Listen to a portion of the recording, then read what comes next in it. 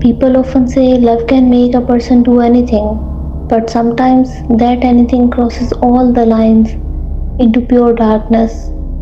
This is the story of Arif, a man obsessed with a woman named Zara.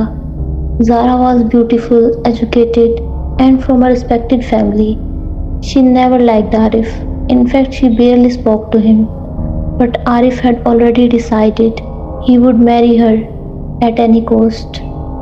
When her family rejected his proposal, Arif's obsession twisted into desperation. One night, he visited an old sorcerer, rumored to perform forbidden rituals in the graveyard. He asked for a ritual to bind Zara to him forever. The sorcerer warned him, once you step into this, there is no turning back. The price is heavy. But Arif didn't care. He performed every ritual exactly as instructed, night after night in the graveyard, under the full moon, using Zara's hair stolen from her family's house and her photo tied with black thread soaked in goat blood, chanting forbidden words, invoking spirits of the dead, promising his own soul in return for Zara's heart. Within weeks, Zara's behavior changed. She became distant from her family. Her face grew pale. Her eyes seemed empty. One day, without warning, she left her home and went straight to Arif's house. No explanation, no struggle. She agreed to marry him immediately, ignoring her family's desperate pleas. For the next few years, they lived together as husband and wife. But Zara was never herself. She was quiet, withdrawn, emotionless, like something was missing inside her. Arif thought he had won. They even had a son after 3 years of marriage.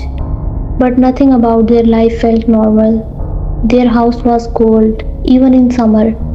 Shadows moved in the corners. Zara had strange nightmares every night, waking up screaming but unable to remember why. On the night of their son's first birthday, everything changed. That night, Zara's dreams took her back to the graveyard, visions of Arif performing those dark rituals. She saw him chanting her name over and over, binding her spirit, tying her to him like a puppet. She woke up, terrified, and suddenly the fog in her mind lifted.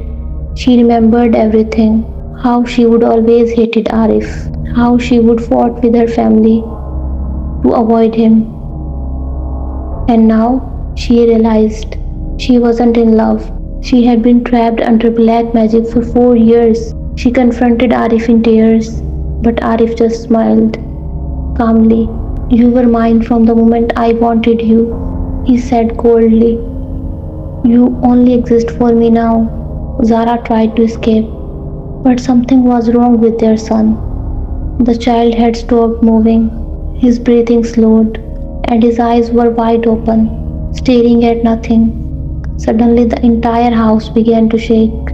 Strange voices filled the rooms, laughter, crying, chanting.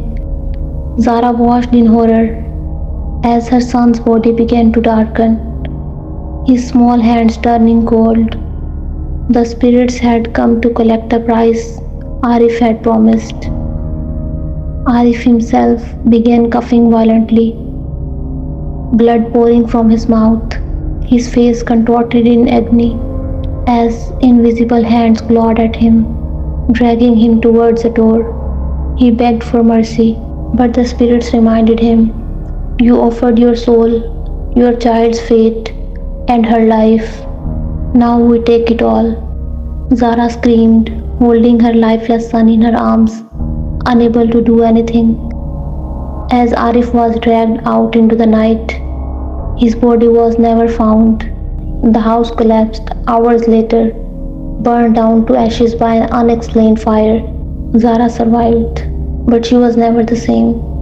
She lost her child, her years, and her freedom, all because of love mixed with black magic. Locals say she still walks near the graveyard sometimes, staring into the darkness, searching for her son. And some claim if you visit that spot where the house once stood, you can still hear a man's voice crying out, I just wanted her to love me. But the spirits never answered him back.